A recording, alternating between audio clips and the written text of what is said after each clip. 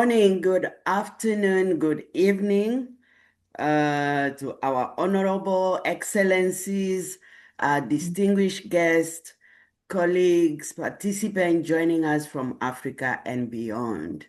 All protocol observed. My name is Madeleine Kunu.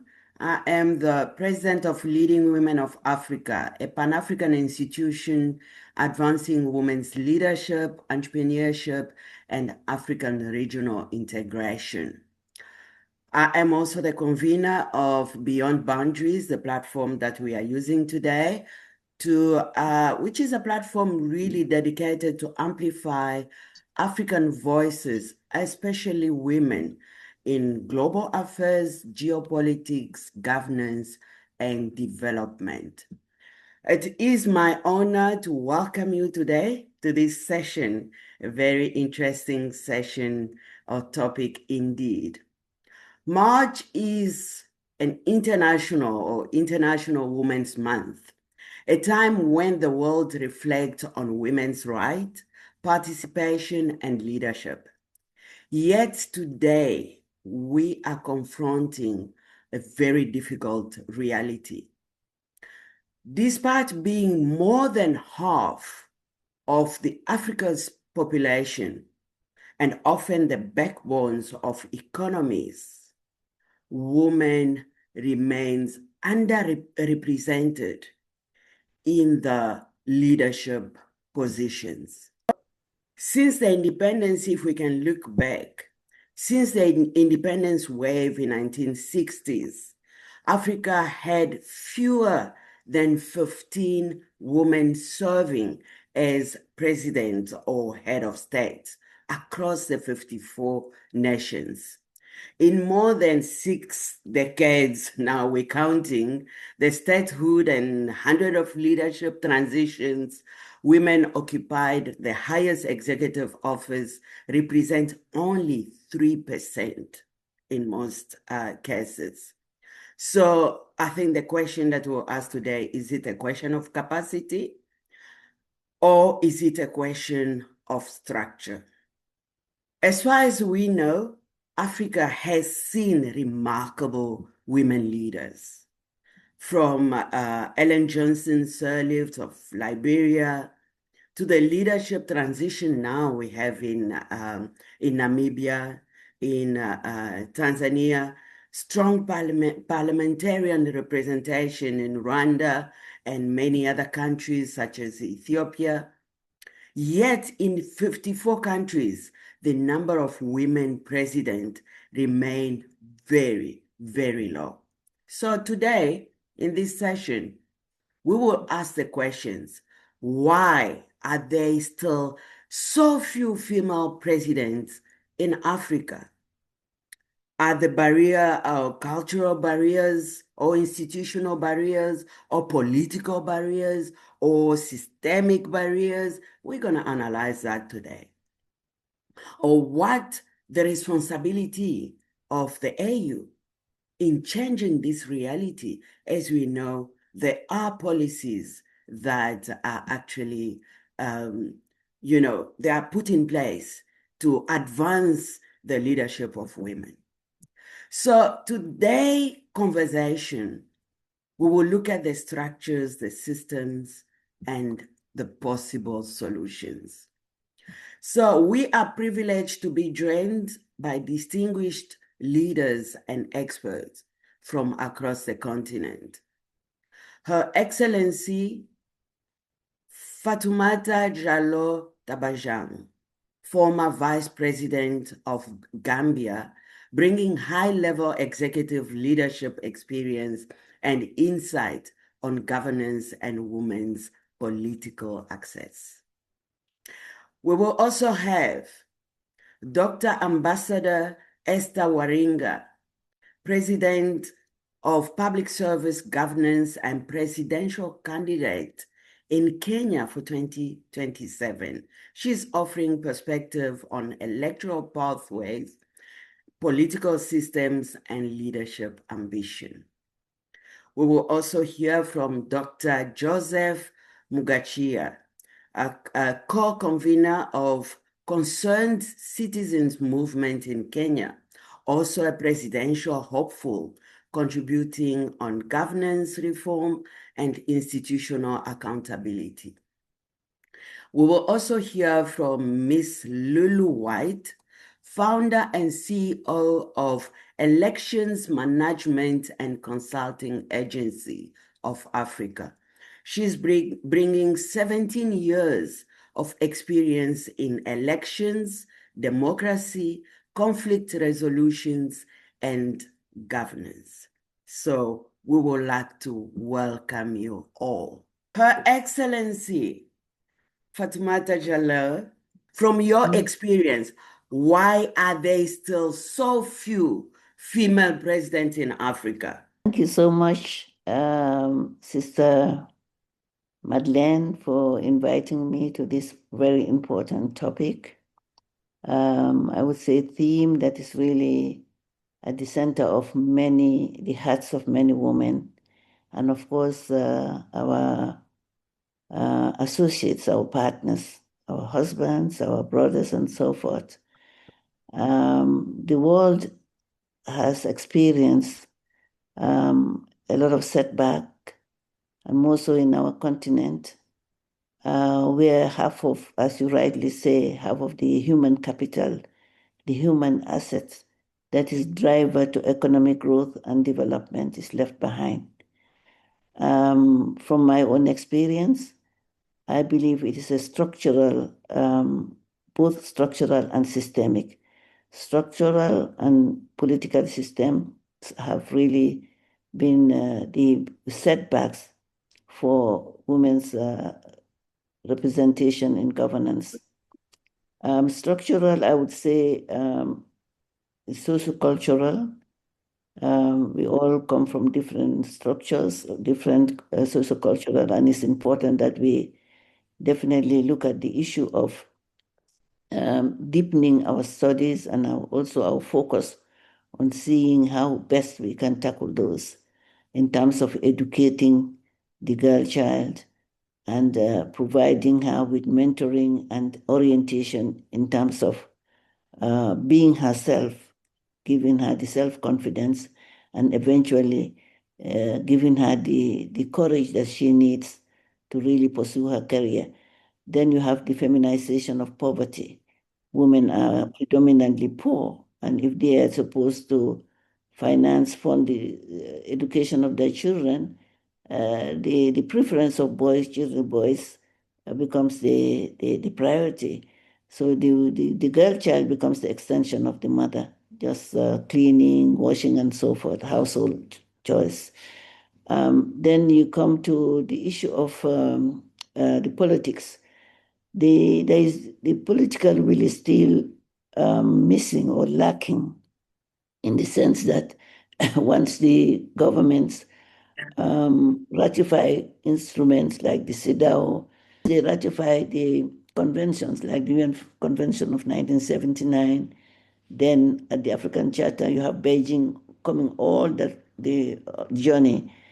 Yet they are not they are reluctant to really enforce those, to domesticate those instruments and make a political will and commitment to ensure that the girl child is educated and poverty, feminized poverty, is eliminated, so that you empower the household because of the trend, the female-headed households in many of our African countries, for one reason or the other, conflict and other takes exclusion.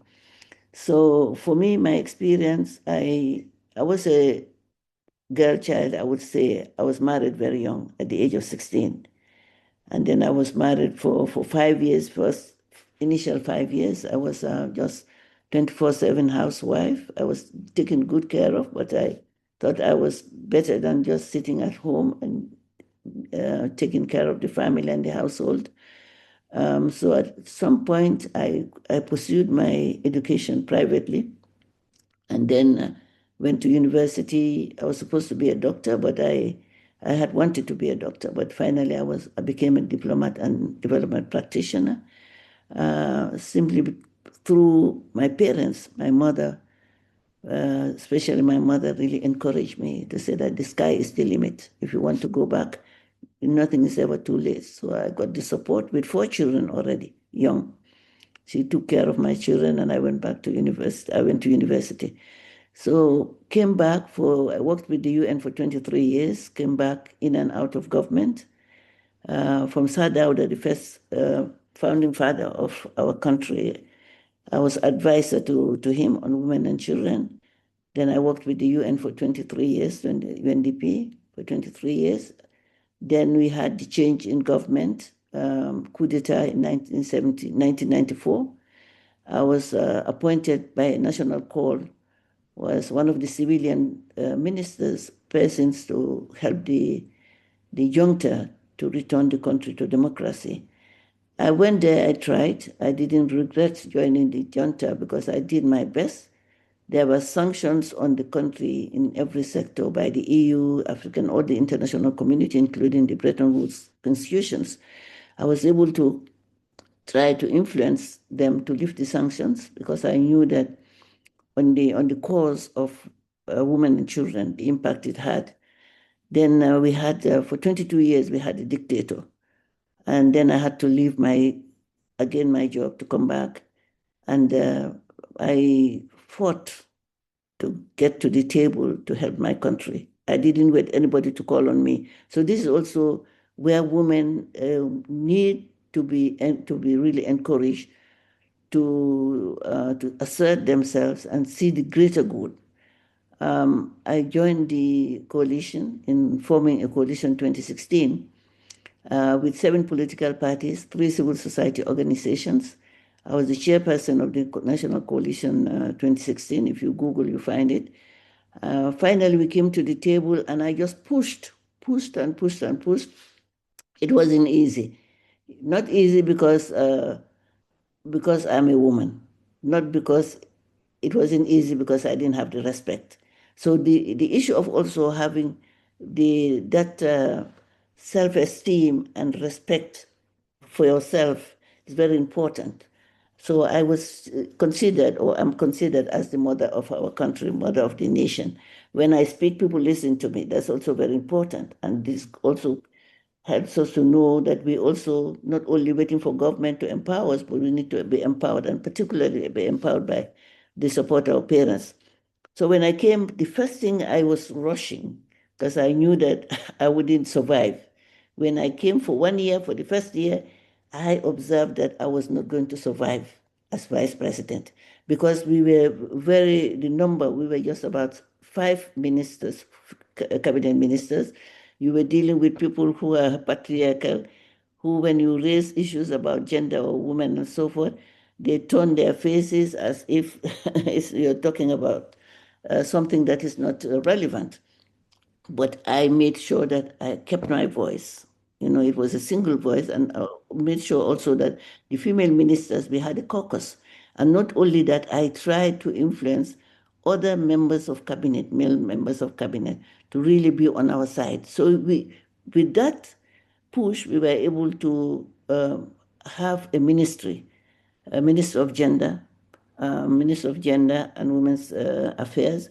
We were able to run and have a national development agenda because my president is somebody who was never in governance, was a politician, but was never in governance.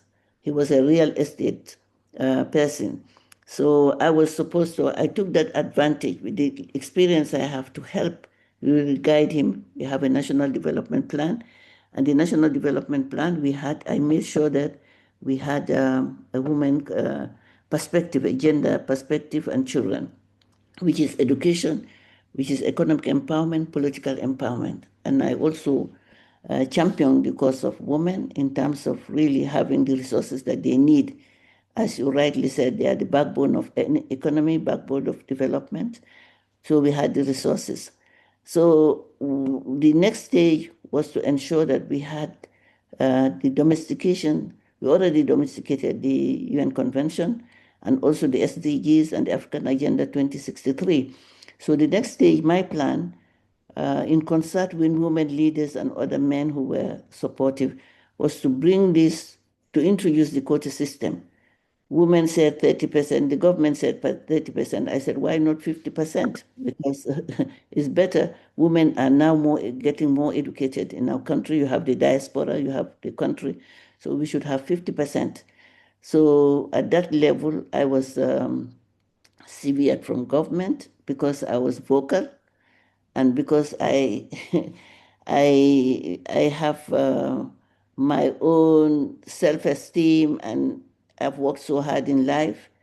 I have not only the discipline but also the fact that I am standing for a cause. That is also one element that we need to take into account. Women must not allow themselves. You know, my mom will always tell me, you know, the cobbler will always look at your size, look at your feet to be able to know your size, because in the sense that they were not educated to have innovative ways of really doing something. I mean, fabricating your shoes or whatever. So I decided just to really continue the course. One, because I was vocal.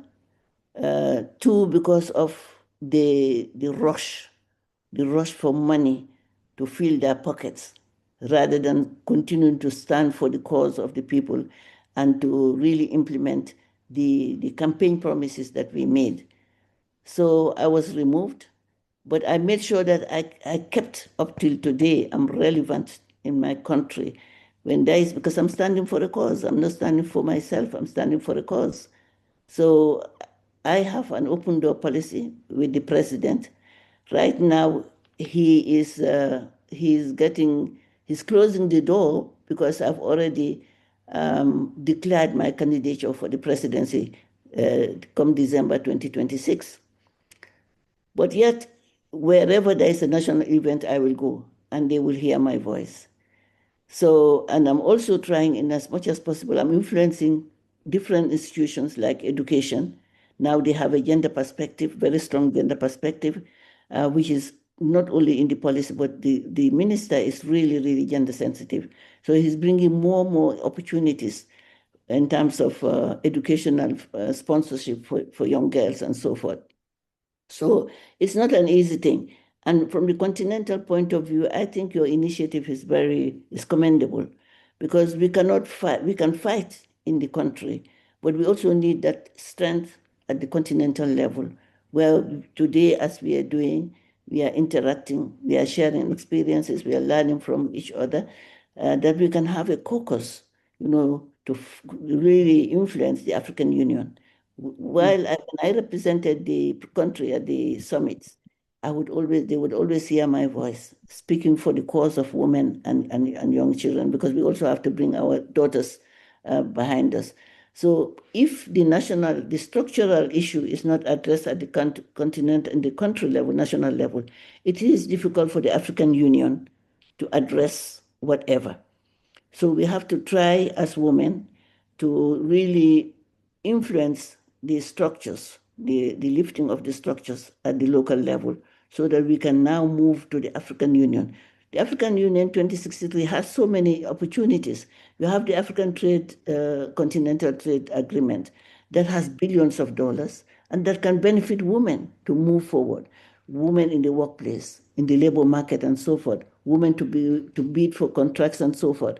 But it's going to be very challenging. I don't say it's difficult. For me, nothing is difficult. Because if you say something is difficult in life, you will never make it.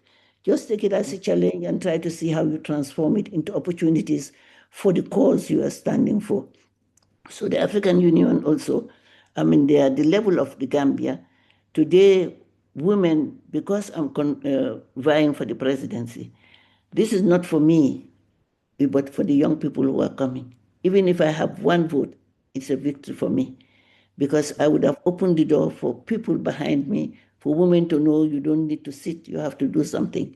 So now I'm on the campaign, starting the campaign, bringing both boys and girls on board, because there is no way we can address gender inequalities or any social exclusion without bringing the partners, simply because of the structural constraints. The structural constraints is patriarchal. Men don't understand. We also have to educate them. So in my journey since I left the presidency, I've been also involved in leadership programs, peace mediation in governance and whatever. And wherever I go, I really talk about this issue. So I am really, really privileged and very, very honored to have been part of this process. And I do recommend, my recommendation is that we continue the conversation in concert with political leaders, parliamentarians, the entire structure of civil society, so that we can have partnerships and we can have the funding. Financing, I will close on that. Financing for women's participation in leadership is still a problem, is problematic, because even though women are not that corrupt, comparatively, women are more trustworthy. You give us money, $10, we can feed 10 families because of the way we are intuitive, and also always caring and compassionate. But we need to have funding at different levels. You know, the ministries of gender is sometimes just by name, but when you look at the resources that are allocated comparatively compared to other sectors, like defense in my country, it's taking more money than is given to the human development, capital development, agriculture, in the informal sector, and also maybe climate justice and so forth. So we need to really fight to have funds for governments to establish funds to help women participate in politics. And women also must understand that if you allow yourself, if you are appointed, you dance to the whims and pleasures of the executive, which for me, I never agreed to. I will tell him, give him my advice. If he takes, it's fine. If he doesn't take it, I will not, the implementation. I would have already done my responsibility and then do the best thing I thought I would do for my country. And now what we are fighting for is for them to give us funding, and for the international donor community also to give us funds to establish an African Fund for Women, so that when you want to participate in politics, local level, national level, whatever level, you can really stand up. For me, I believe that being appointed by a government is limiting. So we need to also rally and advocate for women to have to contest elections in their independent capacity. Of course, bringing along young women and young boys. On that note, I just want to really, I'm always so much engaged when I talk about these issues because of the way I have them at my heart. But I now leave the floor to other members, eminent persons of the panel, to really share their perspective. I thank you so much, and I want to close with a prayer that God continues to strengthen African women, strengthen them at the national level, at the country level, and that they should never give up. My vision in life or philosophy in life is never despair from the spiritual point of view. Know that the God you are serving will never leave you when you are in the right path. And secondly, when you are in the right path and standing for a cause, a just cause, God will give you all the courage and resilience that you require.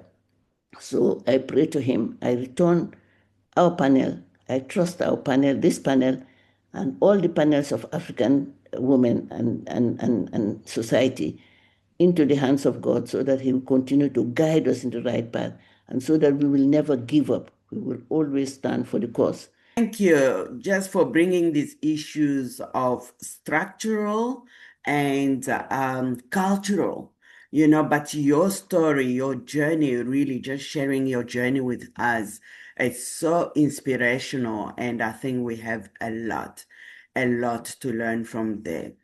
One point that I would like to highlight here is when you mentioned about all the tools that have been used for women empowerment or for girls education or girls empowerment, from Beijing to all the national machineries and mechanisms that were put in place. However, the result today is still desirable at the moment. And I think you mentioned quite a few issues there. There's political will, there's difficulty to domesticate these policies in the country. I also just want to highlight one important point you brought on the table was the self-respect of women. I think as women, I think from your story, as we heard it, your journey, you are such an inspiration that you were there. They call you now a mother of the nation because of what you stand for. And I think that is definitely something that we can learn from you. And also, as women, as we journey together in this path to leadership, you really encourage women to form those caucuses, women caucus, female ministers caucus, because that's what allows women to really put their strength together so that they can advocate for what need to be done so that we can attain the leadership level that we need, but also the financing part. Yes, I think we're gonna kind of touch on that, this morning. So, Dr. Esther, I think you've Thank heard you. so much from Her Excellency. I think it could be a book, just from what she said. I think you are now actively, literally just pursuing your leadership position.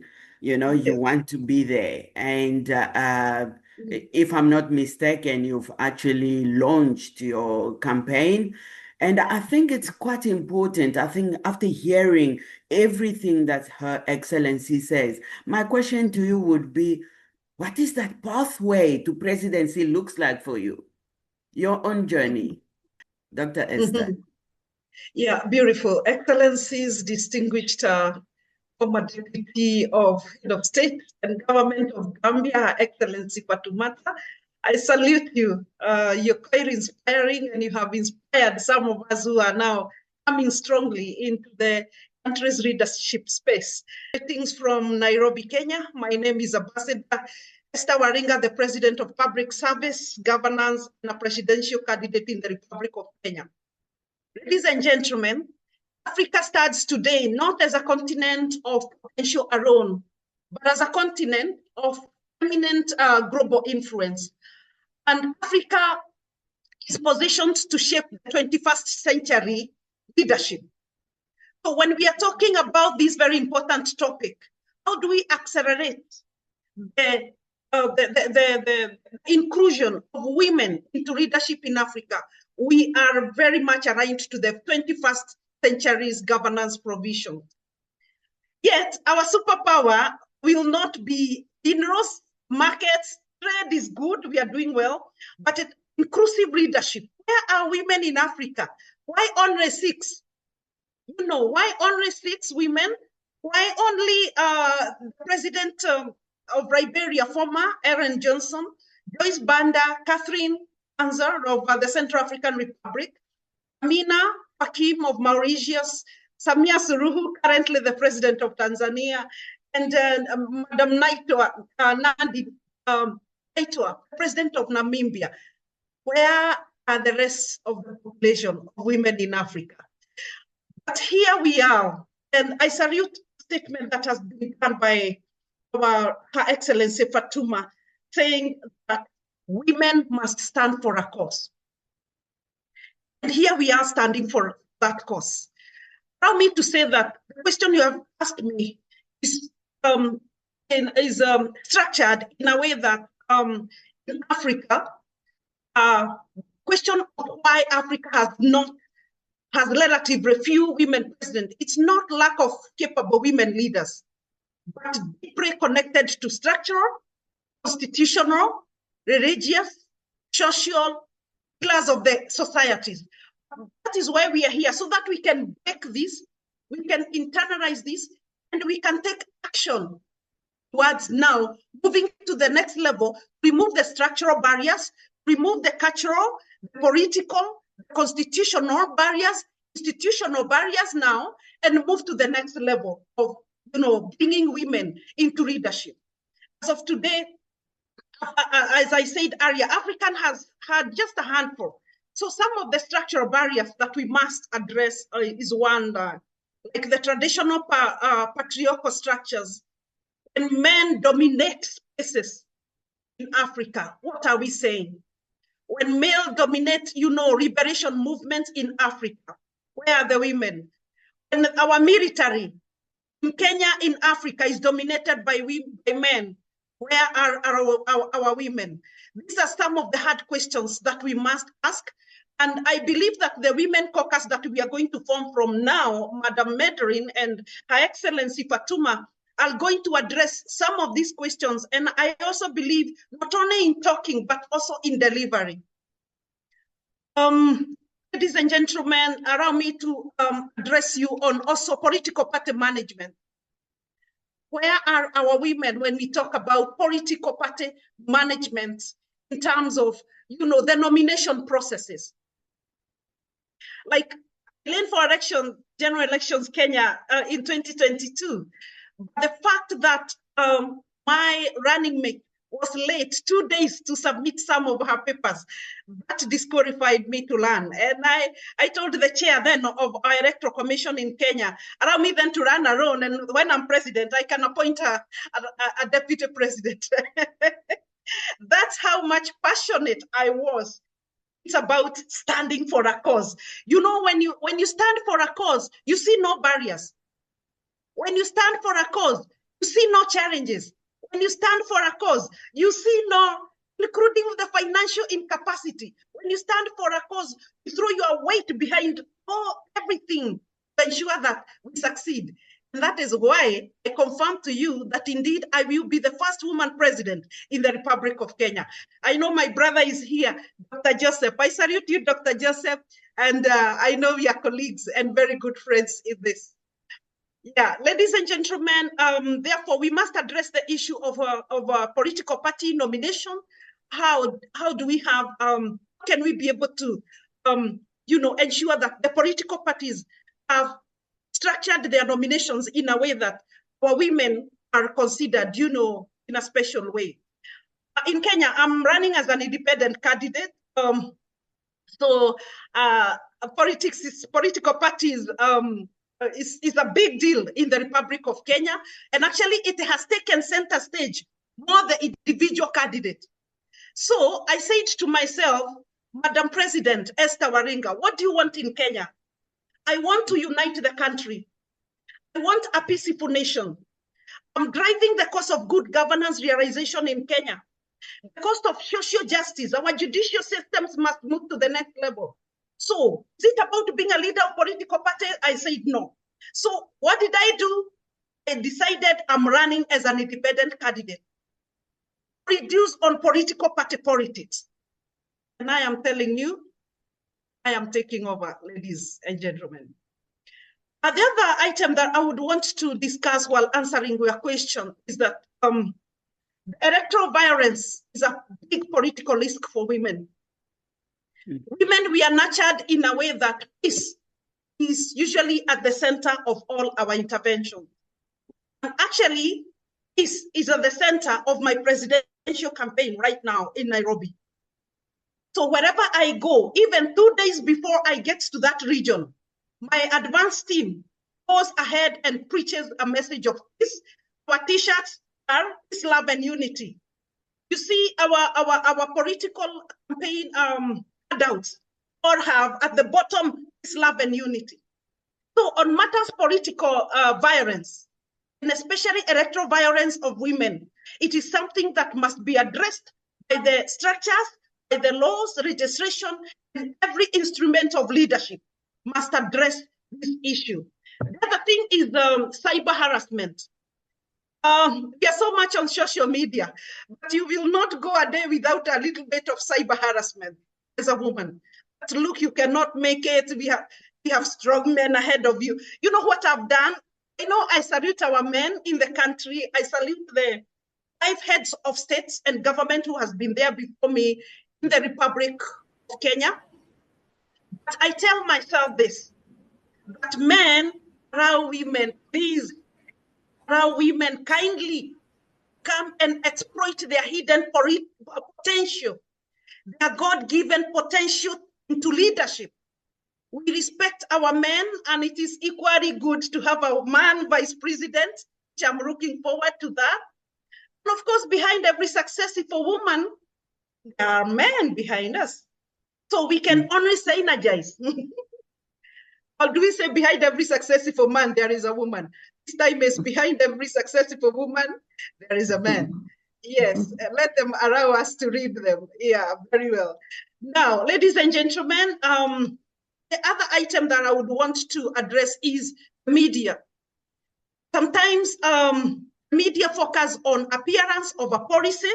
What we would bring forward in the continent of Africa is that media in African continent must focus on policy, not about the woman candidate, but about what kind of policies, what kind of policy influence is she bringing into the state space.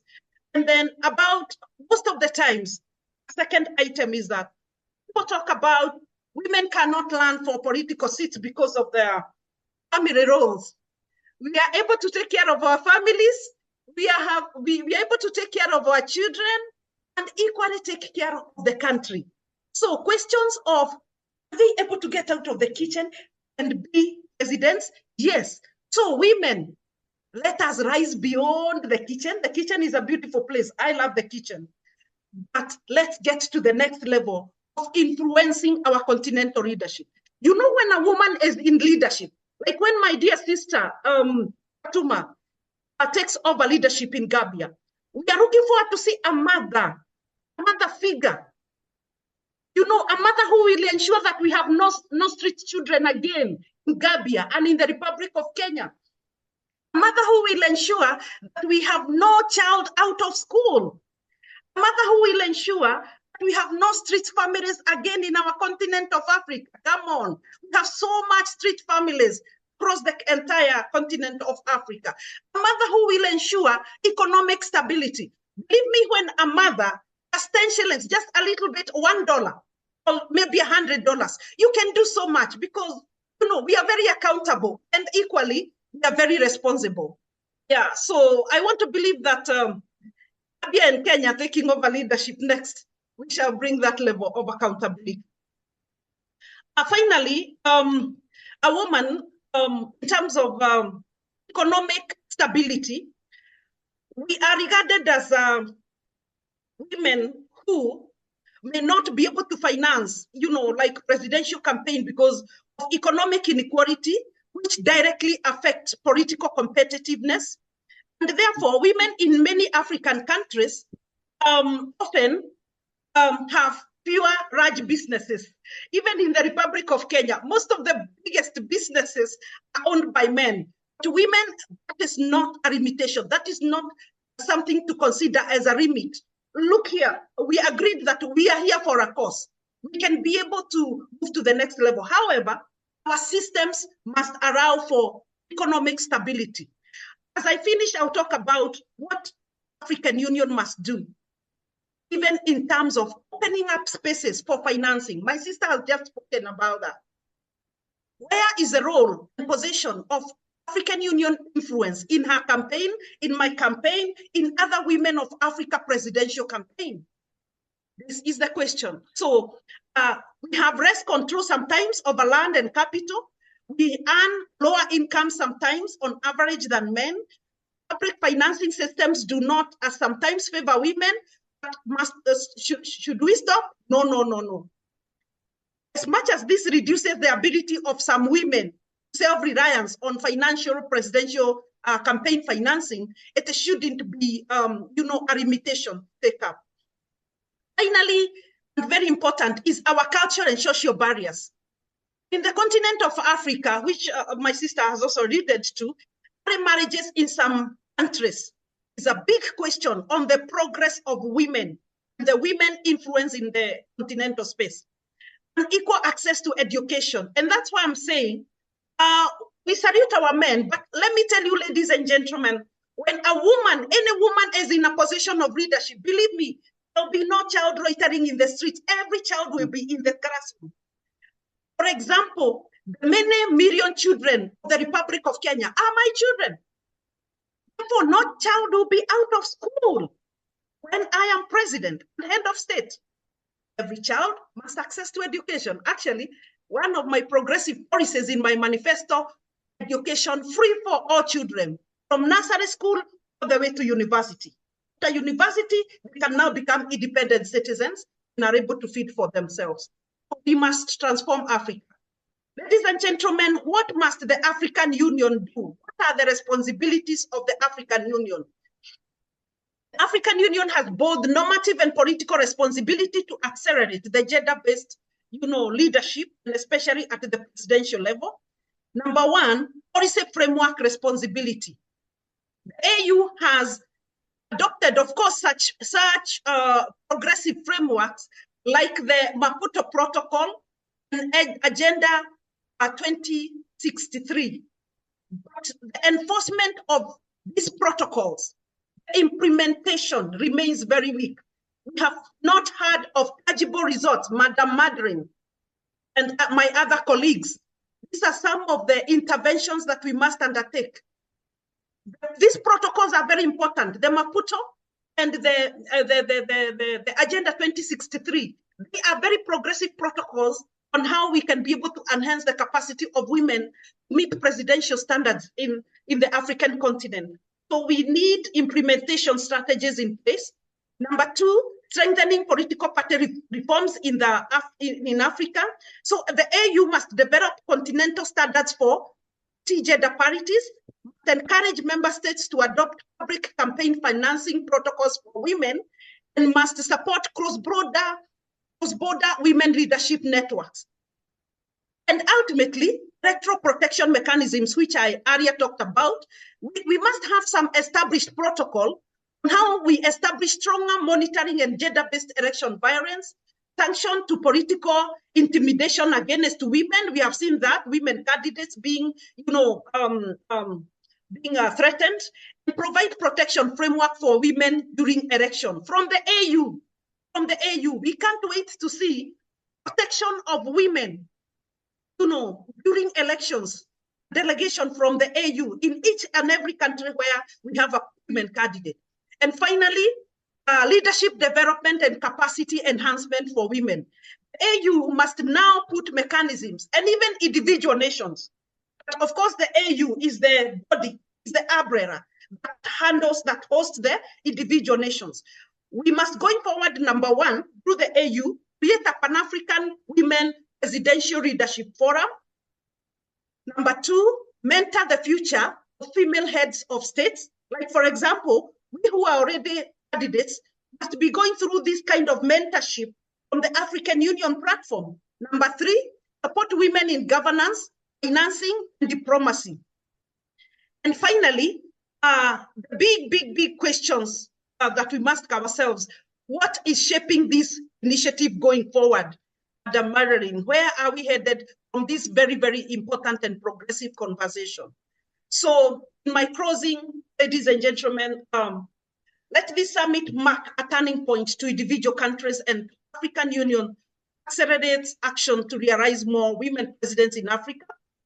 Let us commit that within the next generation of leaders, it will no longer be remarkable to see a woman president, but it will simply be normal. It will be normal in Kenya. We are used to the trend in Africa. We are used to the trend of women, presidential candidates. We are used to the trend, but today it remains very remarkable. Only 6. And now my sister in Gambia will be joining us the 7th. And now here will be joining us only 8 in about 1.5 billion population in the continent of Africa. A big gap. Something must be done. So, ladies and gentlemen, may we build systems that will reflect the strength, the wisdom, the courage, the potential of women in leadership as presidents in the continent of Africa. And until it is done, we remain committed Our energies are high to ensure this is done. Asanteni sana. In Swahili, in Kenya, we say asanteni sana. That means thank you very much. God bless you. Thank you very much. Thank you so much. I think this energy, we definitely cannot bring it down. It has to happen. No. I think, Madam President, I mean, you are calling yourself already Madam President. Yeah. We thank God for your courage. Thank you. We really thank God for your courage. And I think we really just need to communicate, Yes. you know, that and really contaminate everyone. I will get to the chat. Thank you again, Ambassador Esther, for really just bringing, and I like the approach of motherhood. And I think that's what is key. Because what is important is that, you know, we go to places where they say, you know what, you want to be a leader and who look after the kids and all that, but you have already thought about all that because we are, you know, we don't want to abandon our natural responsibilities as mothers. Africa need mothers, and they need mothers like you. And I love your courage to just say the political party management is not going to serve you. So you had to go independent because just, you know, the party politics and so on is not gonna serve you. But also just all the issues that you are seeing, you know, the cyber violence, the media, and just elections, you know, political violence. You know, that is something that we definitely need to address, but also you bringing the economic inequality into the factor. So it really looks like you are well prepared to what ahead of you. You know, you already know the challenges, you already know, and you're preparing yourself how to navigate, you know, through those challenges, whether it is economic inequality, you know, which definitely affects the political competitiveness that you mentioned. But in the room, we do have your competitor. It will be actually good to hear from him. Dr. Joseph, let's hear from you. I think, you know, I mean, it's not a place for debate, right? So you're not debating who will become Kenyan president. Yeah. But I think for us, it was just good to bring a man perspective into this. That's why we thought, let's bring Dr. Joseph, and you just, maybe you could just, you know, inform us a little bit. The scarcity of women's presidents in Africa, you know, is it a political systems failure or is it just an institutional weakness? What would you say? And maybe you can also just fill us to where you are at with your campaign. Thank you very much, Madeleine. And hi to all the members of the panel and the audience as well. This is a very, very interesting discussion, as we have said before. And I'd like to put it at the beginning. First, I thank Esther for that very, very strong presentation and digging into issues which are really critical to women empowerment in not only in Kenya, but actually in Africa. So thank you very much, Madeleine, for putting this together and inviting us. Allow me, Madeleine, to say that initially you are not sure whether two presidential candidates can actually appear on the forum. But let me put it this way. We are two different kinds of political leaders. Esther and I know that political leadership is not about individual competition. It is about presenting the best to the citizens. We are very clear on that.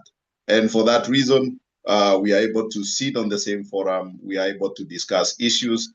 And at the end of the day, we make one conclusion, that if Esther is elected president, nominated candidate, goes through the IEBC nomination, that's the Independent Electoral Boundaries Commission nomination, and I don't go through, I will support her.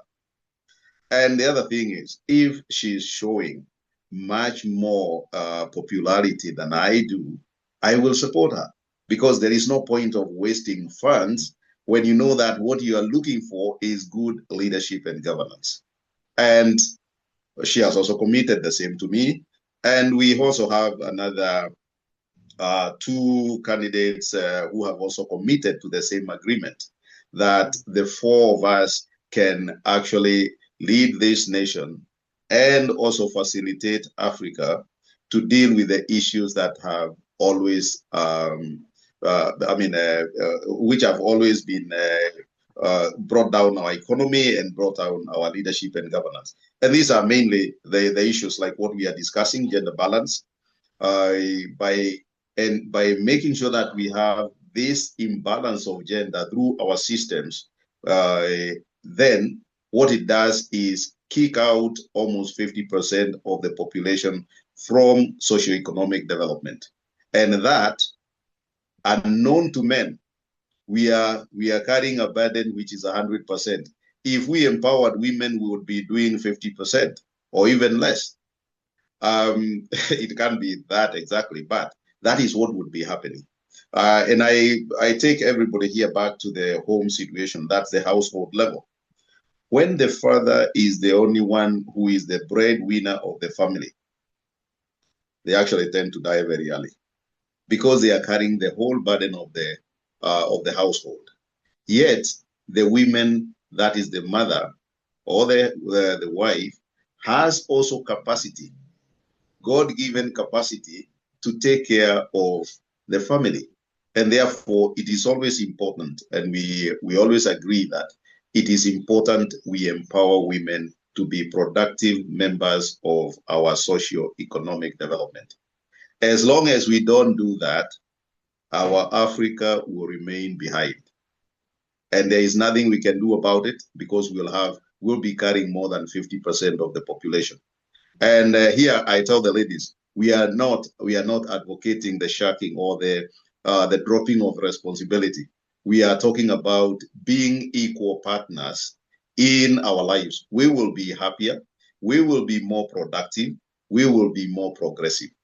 And we have seen that in the families that have adopted gender balance at the household level. We have also seen that in the nations that have adopted gender balance at the national level. And here I give the example of the Nordic countries, that is Sweden, Norway, and the others, and also Canada. These are countries which have embraced gender balance, gender equality and equity to a very high level. And for that reason, we know that they are the countries with the highest standard of socioeconomic development. Now, coming back to the question that you have asked, why we have this, we have such low representation of women in top leadership in Africa. I have a different perspective on this, that it is not only in Africa to start with. And I want to give the example of the United States of America, which is the top leading economy in the world. Africa, we have had six women heads of state by constitutional succession and also by election. But in the US, we have zero. We saw the very promising Hillary Clinton, who almost got there, and she never did. And it is not that she was not effective and powerful. She was. But it is, again, in my view and in my analysis, it is a question of gender bias. Now, we saw the last election, we saw the former Vice President, Kamala Harris. She was also a strong candidate. But unfortunately, she was also not able to clinch the presidency. Now, if you compare, somebody might tell me Africa has got over 1.4 billion people, while the US has close to 400 million. But then I would also go to the economy and say that the US economy is much higher, and also the level of awareness is much higher in the US. And that counterbalances the population. So the US cannot give us an excuse on why they have not had a female president, except the patriarchal system, which is there, and it is also here in Africa. So then we go to South America. That's the Latin America. We also have not had a lot of women presidents or women heads of state in South America. We have had also about 6 or so, if I can recall right. There are not that many. So again, it is a question of the patriarchal system and the political and governance power system that keeps women performing below par in political activity. So when I look at this, I have analyzed and looked at my interaction with the women in power, and both in the workplace and in leadership. And my conclusion comes that we have a problem with, one, the individual perception of what is political power and who should be in political power. When I talk, I ran for parliament in my constituency in Murang'a County in Kenya, and my chief of strategy was a lady, and that was a long time ago. That was 2007. Now, my biggest problem was to convince people that a lady could do political strategy, and some of the ladies even came to me and they asked me, a person who wears skirts like me and goes to the saloon like me, what can she tell me about strategy? So, and I've also seen the same even in the workplace, where when you promote women leadership, you find people complaining that the women are not able to perform. And this is not based on performance data. It is based on prejudices. And this comes both from men, and unfortunately, it comes also from women. In fact, a lot of times, I've seen it from women coming against other women. So at the individual level, we really have to come forward and decide. That is now for the ladies. The ladies must come forward and decide that we are equal in most instances with men, and we can also be treated equitably. Now, how do we differentiate these two? Equality is about you being a human being like any other. We are all the same. At the beginning of this, I talked of two species, the men and the women. But that is on a light note. Men and women are both human beings with the same basic qualities, and therefore they should be treated equally. So women must see themselves as equal to men at the individual level. Then we come to equitability. The equitability is about the differences in biological makeup, because that one, where we are two different beings in terms of biological makeup. One of them carries seeds that they have to put in another one for the other one to carry to produce a new human being.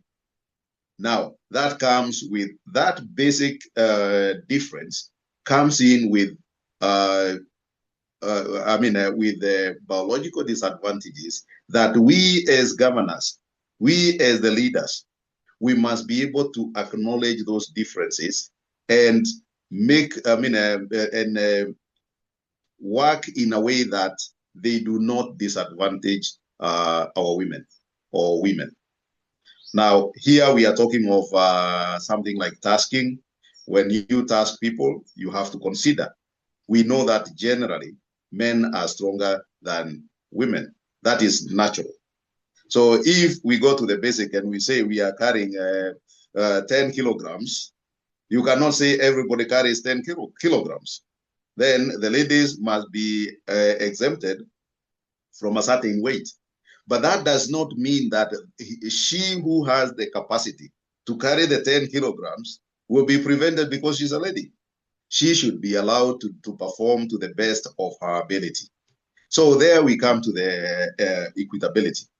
And therefore, at the individual level, my appeal to women, not only women of Africa, but women of the whole world, at the individual level, women must agree that they are equal to men, and where they are not equal, equitability can make them equal to men. And that fortunately, that is covered a lot in, for instance, Agenda 2063 of Africa Union. It is covered again in the UN conventions. And we have organizations like UN Women, which have been there and driving this agenda. But I see that we have concentrated too much on the macro issues, the bigger issues, and we have failed to concentrate on the individual issues where people hold because of their gender, while they should actually be synergizing with the macro coverage, which has been given by laws and conventions, so that they can exploit the opportunity provided for equality for equality. Now, the next one is the political suppression or political disadvantage. That one has been talked about by the previous speakers. So allow me just to mention that for us in political leadership, that is leadership and governance, we need to believe in equality of women with men. If you look at most of the countries, I've looked, coming back to Africa, I've looked at the most of the leading economies in Africa, Kenya included. And there is a lot of material, legal material, that talks about equality of men and women. There is gender mainstreaming, there is affirmative action, there is equal opportunities to education and all that. There is a lot. And when you look at the constitutions also, you find that most of the constitutions talk about the gender equality, Now, the problem is implementation. We do not show goodwill. We have no energy for implementation. We in leadership need to come forward and agree that we are going to implement what we have put down in our constitutions, in our laws, in our global conventions. And then finally, we come back to another big issue, which has been talked about, but I'll mention about it just to add on to what others have said. That is the cultural barriers. That's mainly the patriarchal system. And this patriarchal system is there all over the world. If you want to see how deeply rooted it is, try the Middle East. You will see that in the Middle East, it's actually almost official law. But let's come back to Africa. Most of our cultures in Africa, actually almost all of them, are patriarchal. And when we have addressed the gender inequality, we have failed to understand the depth of the patriarchal system in obstructing the execution of gender equality. Now, for me, this should start at the family level, where in the home, we have both boys and girls. And you find in most of the African countries, you will hear somebody, even a father or a mother, telling a boy, don't cry like a girl. Now, what is being planted in that boy is that you are superior to your sister. And what is being planted in the sister is that you are inferior to your brother. That will be carried along all the way to top leadership. And you will find that the girls will always be suppressed if we don't change this system. And for instance, let me talk about my own family at my own level. I have 2 boys and 1 girl. And our position is that there is no boy or girl in the house. We only have children.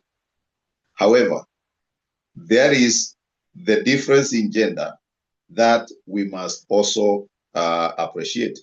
And that is how we have brought up our children. I don't want to say they are the best, because that is not true. But we have done what we can, the best we can. And I put this back to how I also got it. It also came from my father and father. In our village in Moraga, we were the laughing stock of the community. The reason is, when the boys came to our house, they will find us cooking. They will find my brother and I, we are two brothers in the family. They will find us cooking. They will find us going to the river to draw water. And those were women chores, so they were girl chores. So we used to be called the boy girls. But that has taught us that there is only division of labor. Everybody is equal. Because at the end of the day, you need to eat, you need to grow, to take care of children, you need to grow your family. That role is not specifically for women. It is a shared role. And we must train our families, our children, right from the beginning, right from the household level, so that when they are coming up and finding the legislature or the laws and the conventions, then it is easier for them to assimilate and know that this is what I've grown in. I look at, for instance, the situation of Kenya. And Kenya, in gender balance, gender mainstreaming is highly, highly legislated. And when you look at it, there have also been a lot of affirmative action programs in the country, including Women Fund, including preferential tendering system, where women are allowed to apply specifically for certain tenders. Excuse me. We have the women representative at the county level, where a seat is reserved for women legislators. 1 MP per county goes to a woman. And this is meant to try and balance the gender in parliament. So all these affirmative actions are being taken. But then when you go back to the society, there is no recognition of the gender mainstreaming agenda. You look at the media, and when you look at the people who come and handle difficult subjects in terms of analysis, they will be men. When you are showcasing doctors, they will be men. When you are showcasing nurses, they will be women. So you are also sending a very subtle message that men handle the difficult things and women handle the light things. Now, when that happens, then even leadership becomes very difficult for the women to participate effectively. So it is not only about laws and conventions. It is also about the individual and the family unit, in my opinion. And that will help us to bring up a society of men and women who respect each other as equal human beings. But because human beings also don't like letting go of what they hold, the men, we are not letting this go without a fight. And the fight is legislated, so it cannot be violent. So basically what men are doing is to ignore, and when they are in power, they actually become blind to gender mainstreaming. So that is why we have the laws, so that the agencies and the civil society, that is government agencies and civil society and individual citizens, can then use the laws to call the government to attention of the gender mainstreaming issues or the gender balance issues. So in Africa, just like in the other countries, I would say that it is not unique to Africa. It is there in the whole of the human race. But we are talking about Africa, and we are talking about the Africa we want according to Agenda 2063. So whatever else others are doing, we need to concentrate on accepting gender equality as leaders from the top to the bottom, accepting individual transformation from a point of humility against the male, I mean the male gender, to a point of assertiveness. It is not a war. It is simply saying we are equal. And then we need to look at our cultural system and say it is overtaken by time. Because those days, when it was very effective, the men used to protect the women from wild animals and from invaders. Today, we are all protected by men and women in our security agencies. So we need to adjust and say that women now need to be fully in the mainstream so that we can all build the socio-economic development. Thank you very much. Let me end there for now.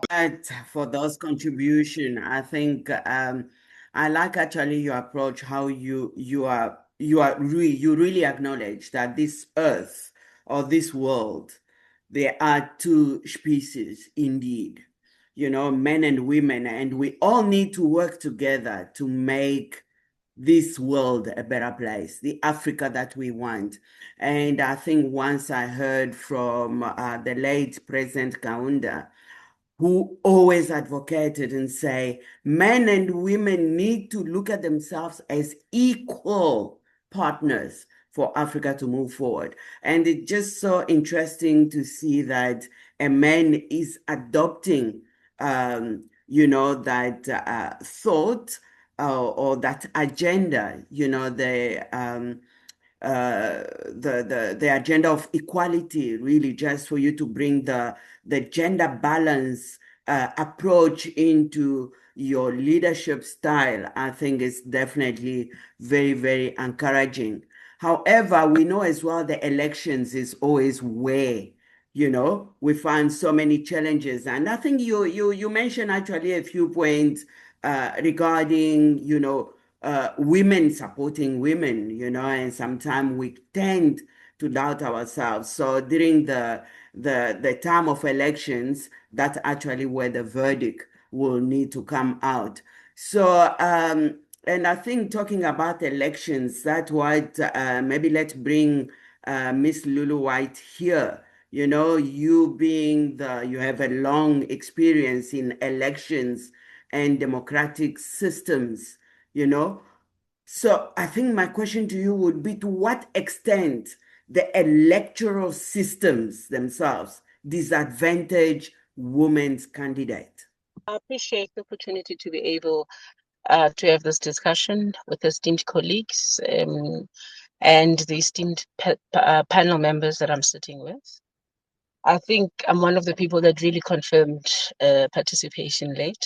I was obviously enthralled by the topic of conversation, particularly because I have, you know, over the last years been participating in programs that look at women and their participation as far as elections are concerned, and what the barriers and the limitations are. So because of the passion, obviously, that comes from that, I then thought to myself, prior appointments or not, I'm going to participate. So, and that is how I'm having this interview, or rather this panel discussion, in a car as opposed to an office. The topic that we're discussing is a very passionate topic for me. I think if you've taken the time to go to the website, you'll be able to see that we have actually, we started what we want to call an e-library of women leaders in the continent. And we're very intentional in that because a lot of women have not been celebrated. Their leadership has not been celebrated. And women are sort of treated like casualties of these particular leadership structures, right? And even when they do have a form of leadership, there seems to be there's a word I want to use. They seem to be used as scapegoats, right? In whatever it is that will go wrong in that particular election. So much so that I actually wrote a book, or I'm in the middle of writing a book, and I'm very happy that today's panel includes the former vice president and an incoming president, so that I'm able to have such discussions with them, have meetings. Hopefully, I'll get invites, and we can have meetings where both these inspiring women, inspirational women, would be able to sort of journal their experiences as leaders. So, because this is such a passion for me, I did not know which area to touch. And I thought, you know what, perhaps the best thing for me to do would be to just get an extract from the book. The book is called The Illusion of Inclusion. Right?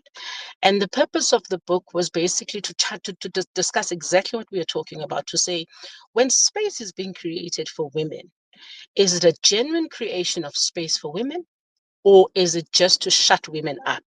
Right. And the reality is that women in the world are in the majority. And you know the Berlin March, we know the Berlin March. We know in South Africa, apartheid started collapsing when women started fighting. So women are a force to be reckoned with. And men are getting to understand that if they do not include women in these structures, a lot more damage is actually going to be done. So with that, I would like, with humility, to kindly just get a read from the extract of the book, and because it also gives a summary in terms of all the other matters that have been raised by the colleagues in the panel. Right. And the topic here is beyond symbolism. Right. And I start off by saying, when women ascend to power, they are celebrated as symbols, but they are often judged as scapegoats. Joyce Banda, former president of Malawi, says, when a man fails, it's his government that fails. But when a woman fails, it is the women who have failed. So it's not just one woman. It becomes a collective women that fails. When a woman ascends to the highest office in an African nation, the continent rejoices. It feels like progress, a long-awaited victory for gender equality. But when she falters, even momentarily, her entire gender is summoned to the dock. President Samia Suluhu Hassan of Tanzania is the latest to endure this paradox. Every decision she makes, every policy, every tone, every hesitation is filtered through the lens of gender. Where a woman's caution is seen as strategy, a woman's caution is framed as weakness. Africa's patriarchal political culture has not yet normalized women's authority. It merely tolerates it. In 2012, Joyce Banda inherited a collapsing Malawian economy and a politically hostile environment after the death of President Bingu wa Mutharika. She implemented painful but necessary reforms, devaluing the kwacha to stabilize reserves and rearranging donors. Then came the cash gate, a sprawling corruption scandal rooted in an entrenched system that predated her presidency. Despite acting swiftly, Banda was vilified. Instead of being seen as a reformer confronting rot, she was dismissed as a woman out of her depth. Her experience captures a haunting truth. Female leaders in Africa are not judged by what they fix. They are judged by what they fail to clean up fast enough. Same can be said about Ellen Johnson Sirleaf, Africa's first elected woman head of state, who was not spared from the gendered critique. She restored Liberia's post-war stability, rebuilt institutions, and positioned the country back into the international community. Yet, by the twilight of her tenure, whispers of nepotism and soft-pedaled corruption eroded the public narrative of the Iron Lady. Male leaders with far graver records are often forgiven, but Sirleaf was not. Sirleaf, Banda, Hassan share a collective curse. They are judged collectively, not individually. Their gender becomes both the credential and the crime. Yet, leadership has no gender. Only patriarchy does. Across Africa, women rarely inherit systems designed to help them succeed. They ascend in moments of crisis, compromise, or death, not through transformative reform. Samia and Joyce both came to power via succession, not electoral mandate. They inherited not just broken institutions, but male-dominated patronage networks that were resistant to disruption. When they acted boldly, they were accused of overreach. When they compromised, they were accused of betrayal. Their leadership is not by limited ability. It is a constrained by architecture. So what will it take for women to lead? I heard our panelists talk about reforms within the African Union. I heard mention of the Maputo protocols, which was introduced so that we can bring gender parity as far as leadership is concerned. So what is it that we need? What type of leadership do we need in order for women's leadership to be transformed? And we need feminist governance. Feminist governance is not about gender symbolism. It's about ethical accountability, shared power, and justice-centered leadership. Sirleaf rebuilt a nation from war. Banda demonstrated courage under siege. Samia is governing in an era of polarized exploitation. Their value lies not in perfection, but in persistence. If African citizens begin to experience leadership that is grounded in empathy, transparency, and collective advancement, the gender of the leader will cease to matter. We do not have to convince Africa by defending personalities. We convince Africa by building systems where women can lead without apology. And this requires feminist political education that equips women with ideology and strategy, not just ambition. This requires political party reforms. Political parties must reform and dismantle patriarchal gatekeeping and enable genuine participation.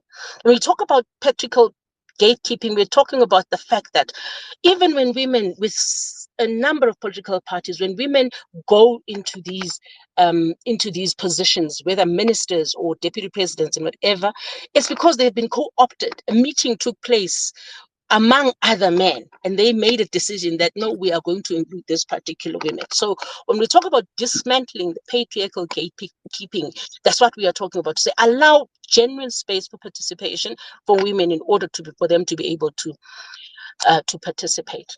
We also require media accountability, right? The media needs to stop sensationalizing women's leadership through gendered stereotypes. And we have seen it so many times. It has happened so many times where women their dirty laundry is hung out to the world to see. The minute a woman shows that she's interested in becoming a president, all former scandals and everything else that make her purely human, and that would be accepted for men, those things are then accepted, and for women they're vilified and made to see and demonized. We also need pan-African solidarity networks that will protect, mentor, and sustain women in power. Until then, each woman who rises will carry the weight of an entire gender, while men, even when they fail spectacularly, will continue to lead without question. It is not women who must prove that they can lead. It is patriarchy that must prove that it deserves to. Thank you. Thank you so much there, Miss Lulu. This was just so great. I like the point that you brought, that when a woman fails, it's actually it's a collective women that fail. And women are not judged by what they fix. They are always judged by what they fail. And it's such a sad state of affairs. Thank you so much for that. And please do share details of your book. I'm sure it will definitely help many Africans basically to understand where women stand on their journey to leadership. I will be just quickly, before we go the second round, we still have a few minutes, before we do the second and last round, I will go in the chat and just pick up a few comments there. But before I do that, I want just to highlight something that Dr. Esther has brought to this table, which was already a thought a long, long time ago, the Pan-African Women Leaders Caucus. So I think we will need to discuss that now that we have Her Excellency Fatumata in the room, we need to discuss that because we were already talking about that, and we need to take actions for that. Let's just go quickly in the chat and see what the audience, their contribution is. 1 second. Oh, great. Okay. So Ambassador Mohau says, barriers to entry are real, are very real. We need to keep consciousness raising and critical mass of young generation to support intergenerational leadership. Right. All right, then Adaobi says we need women to show up. I think that is really, really very important. Women spend more time in beauty salon, I love that, than planning good future to the generations. Oh, wow. I feel your energy, Dr. Esther, someone was saying in the room. Right. A question or maybe a comment from from Ambassador Mohau. Don't you think that women need to create alternative structure to power? That is a question. Maybe someone can answer that. The current structures are based on boys' club, deliberately keeping women out or needing male sponsorship to survive the system. How do we overcome the challenge? That is a system. The question. The AU replicates the national structures. They are not supportive of women. Let's recall Dr. Zuma tenure on the AU. John says political party leaders are becoming the target of foreign lobbies' interests. Investing in them for favor returns at the expense of the people. Africa's citizens must give independent presidential candidates a chance, especially women. You've got the votes there from John. Mr. Joseph Mushia, I hear you. I feel you, and you're absolutely right.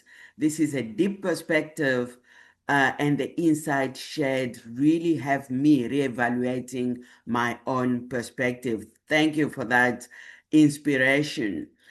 Tinu Odunuga said that most women receive mediocre treatment, unfortunately, especially in Africa. Implementing gender equality in action would be a way forward. That's great. Opia says, listen to the loudspeaker. He mentioned the US not having female president.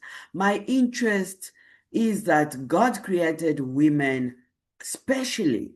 Although the Bible says as helping hand, but the fact remains that women are smarter than men.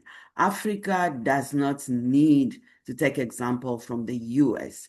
We build ours and let them follow. Israel had a female prime minister, was Margaret Thatcher. I think that is saves UK from bankruptcy. So yes, so those are some comments from the chat. Now let's just really go back, do just one last questions to each of the speakers. Let's come back to Her Excellency. I think even Dr. Joe has brought the aspect that women need to support women. It's actually very important. And I think even as you also move toward your presidency journey in Gambia, you will need a voice of women. Now, I think the question will be, how do we ensure, as we are sitting in this room, there's even more women in this room, how do we ensure the consistent support from women to our women candidate in Africa? Her Excellency? I trust what he said is right. That's also one of the hurdles we experience. A woman not supporting women. And I believe that in my campaign strategy, what I have been able to introduce is something very innovative, something that is adaptable to our culture, which is giving, sharing information, mentoring, and also, for instance, during Ramadan, we have a Ramadan drive, which has never been done, even if it is done at a limited cost, limited level, which is looking at poor communities, needy communities, and sharing the basic necessities of life, like for breaking Ramadan, iftar, and so forth. And also, I think I have been able to build an image, that motherhood image, which shows the compassion in women, making sure that we really care. Women are caring. And in the face of my intervention in peacekeeping, peace mediation, for instance, in Sierra Leone, when the 2023 elections were claimed to be rigged by the ruling party, the opposition went out of governance. They had a boycott. And just because of the way, the image I have built for myself, of course, through my parental, my upbringing also, helped me to bring them together to sign a unity agreement, which is concrete. And also using that opportunity to advocate for the government to bring more women to the table, and to also look at the gender, help the gender ministry, not sitting just at the ministry, but has to play a catalytic role in mobilizing the voices of other institutions. We need to have strong institutions. We need to ensure as women that we have internal democracies in our political system. But how can we have democracy in internal democracies in the political system, particularly in parties? Is to ensure that the government, it has to start from national level. You have the constitution first, says everybody's equal. Using that, we have the electoral reforms. Now we have the new electoral act, which is being reformed. So women have to be in the forefront and say that we have a quota system where you bring young people. And it's also taking the responsibility. The young women must see you not as a self-centered person, but as somebody who is preparing the path for them. That also would motivate them. Now in the Gambia, people are really, women are really interested. They are coming out in numbers to say, well, comparatively, I think we will vote for you because we know when you are there, you will bring us. That's also a problem for leaders, us as senior leaders. We tend to forget about the people, the young women behind us. And the other thing is that we're making impactful programs, like looking at women village gardening, women are in activities, economic activities that women are involved in, and trying to help them. Because helping them economically would also help them, encourage them to bring their daughters aboard and see that you are interested not only in yourself, but also making impact. And I think also the issue of being standing for a cause is also very important. People must see you standing for a cause. So now for the way forward with this, there are so many other African women organizations in the world. My recommendation for this leading women organization, great organization, is to see how you can map out most of those organizations, and so that we can strengthen, have one voice, one platform, or an integrated platform that will reinforce will strengthen our movement. The African Union, we cannot blame. It's a boys' club. Predominantly, presidents are men. At the national level, what do you expect? What change? Doing business as usual never give you different results. So it's important that we work harder at the national level, so that we can gradually bring in the African Union to do the right thing. Thank you so much. No, thank you so much. Thank you for that vision of trying to map out other African organizations. We are trying, but I think the idea of Dr. Esther today on, Pan-African Women Leaders Caucus, I think that definitely will allow us, if we implement it, it will allow us to bring quite a number of those women organizations around one table.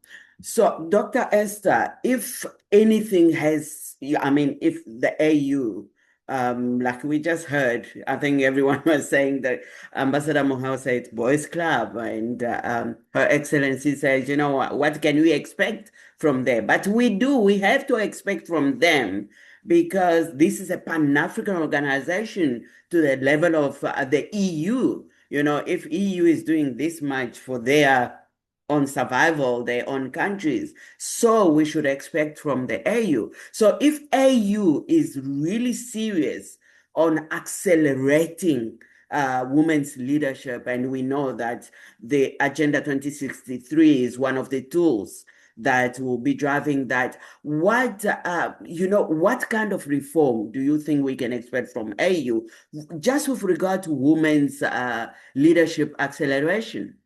Some of the very progressive interventions we anticipate from AU, number one, is that we have already protocols into place, like the Maputo and the Agenda 2023. We can only ask if the AU is able to move with timelines, specific timelines, and result-based implementation with key performance indicators. Sorry, not really pressure, but I love delivery, so that we move to the next level of implementation of these protocols. Then number two, the AU must open up now a desk for women, acceleration of women presidential candidates in Africa, a specific desk led by a woman, whoever that will be. And I love the idea of now establishing the Pan-African Women Caucus. Maybe the next thing you do to us is to convene a meeting now for the candidates, so that we put the protocols into place, and we can now discuss the progressive protocols that will bind us together. And then we have those protocols submitted to the desk of the African Union for action.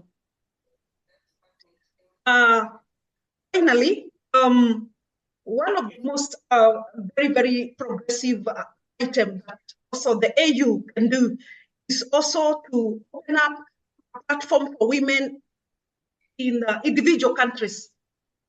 What must Kenya do? What must Gambia do? Tanzania, Djibouti, and other countries that has been, that has been initiated at the African Union level, that has been ratified by individual countries, pertaining to acceleration of the women presidency nations.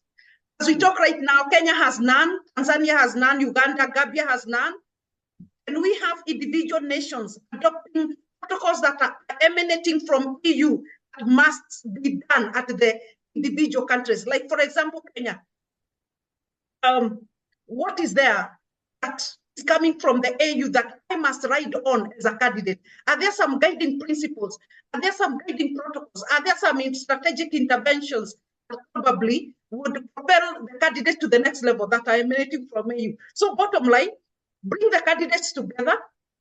I think it will be a quite progressive meeting, so that we can be able to itemize action points, and then we will open up a roadmap on how we have then submitted to the AU desk action, including establishing an AU desk for women accelerating women presidential candidates in Africa. I think I don't have much to say. I only have to say this was a very, very progressive debate. And to the individual candidates, we can be able to start it small.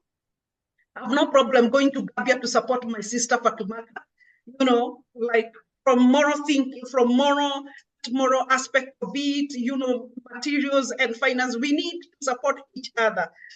And also as women, those small micro donations for all of us can be able to propel candidates to the next level, so that we do away with this big campaign financing.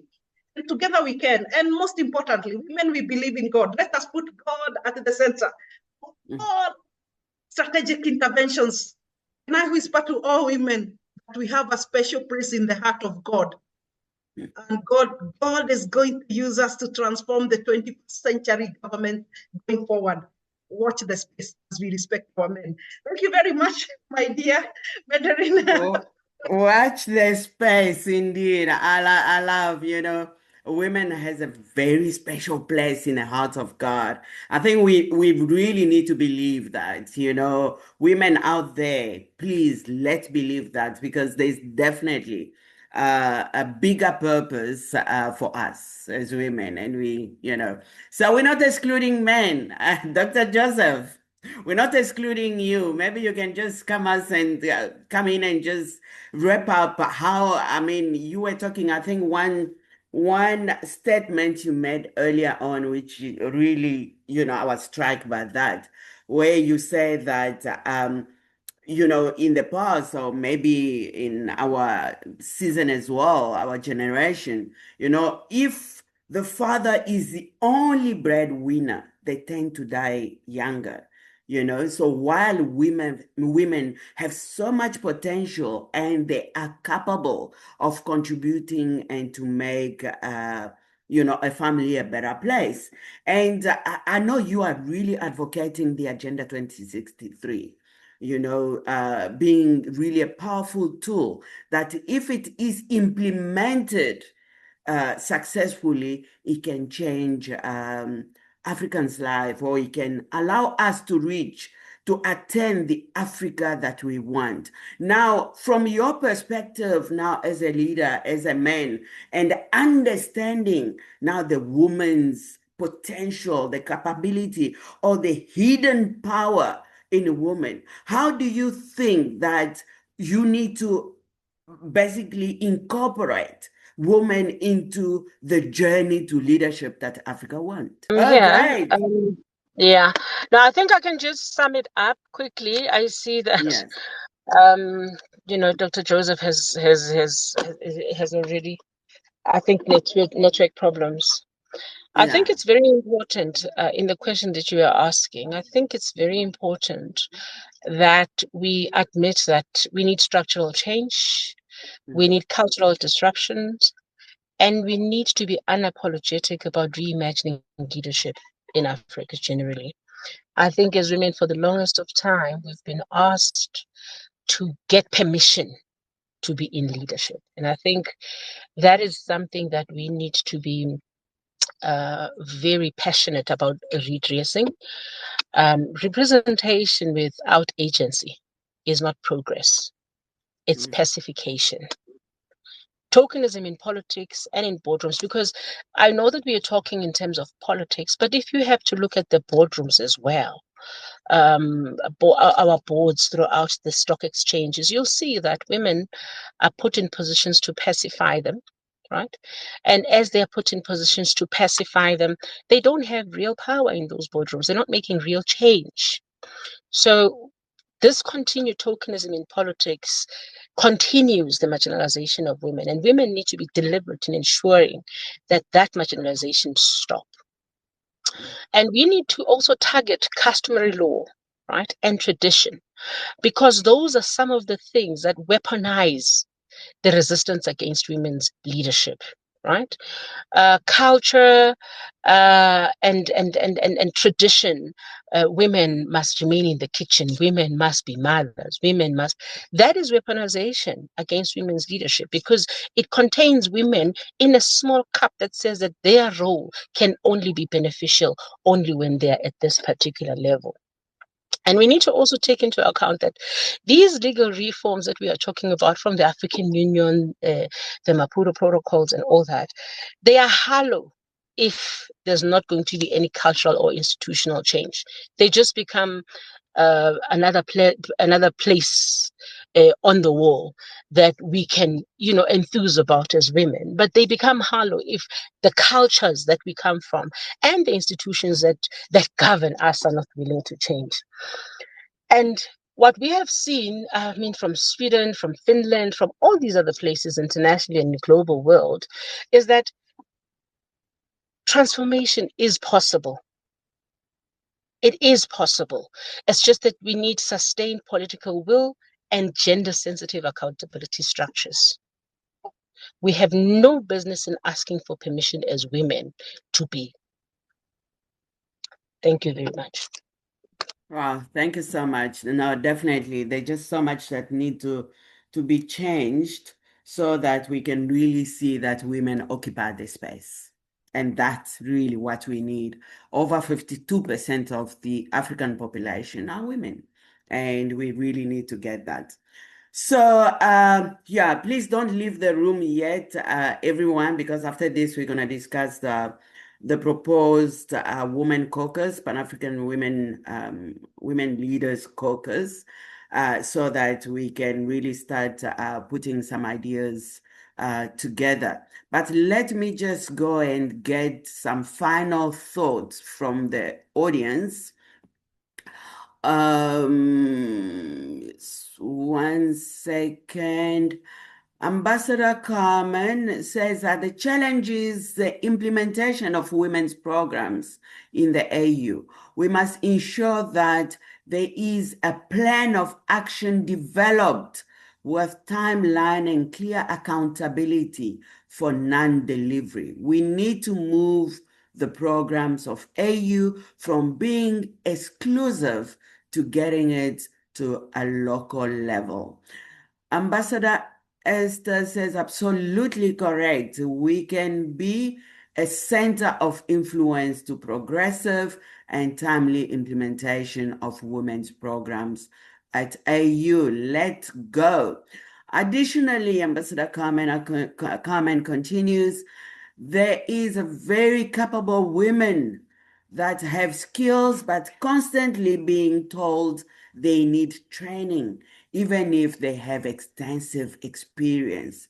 Let's give recognition to skills and ensure transfer. Unapologetic and not asking for permission. Spot on, Lulu. So thank you so much for those final comments from the audience. So, yes, now I would like to thank our distinguished speakers for the powerful insight and also really just the audience for your contribution. I think we have come to really acknowledge, as Ambassador Carmen says, Africa's challenge is not the lack of women leaders. It is a persistence of systems that make executive leadership harder for women to attain. And I think with the likes of Dr. Joseph, everything that he has put on a table, those are some roadmap that we need to embrace. Representation alone is not the goal. Real power, real access, and real institutional change, that's what we are after. So the conversation will continue. We will continue through the Women in Geopolitics. By the way, the whole month of March being an International Women's Day, we dedicated for every week, the topic will be related to women, so that we will then close this season, the season one, by the end of March. We have also written to Namibian presidency if they could join one of the panels, because it's quite important to also hear from them. So that is really the point. But before you go, yes, I see your hand, Her Excellency. Maybe you can give that last point. Yeah, go ahead.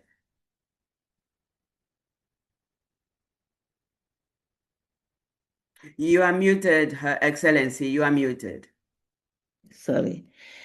My last point, sorry for coming back, is to acknowledge the approach of our brother who is contesting in the Kenyan presidency, the goodwill to support our sister in case he doesn't go through, and vice versa for our sister. So I think that's a wonderful approach. Then finally, the use of local languages. We as leaders can communicate, but how do we trickle down? How do we have impact to the majority of our women in the rural areas, where you have 75% economic actors and everything, king makers, queen makers, and so forth? How do we translate all these good things that we are doing to them in local languages? So we need to find resources that would allow for us to make them to build their capacity to better understand what the Constitution, provisions of the Constitutions, the opportunities they have. And also we need to fight for them to understand that land ownership, access to productive assets like microfinance and microcredit are there, and help them to mobilize resources for their own development. Unless we do that, it's going to be lopsided. We'll be talking as at the national level as intellectuals or maybe practitioners, and yet we are leaving those who really need to come on board for us to really have that cohesion with them, for us to have that solidarity with them, to stand for women and men standing together to have women in leadership. Thank you. Yeah, thank you for those very, very important points. Yes, because the majority are there at the grassroots level. So thank you so much for those final points.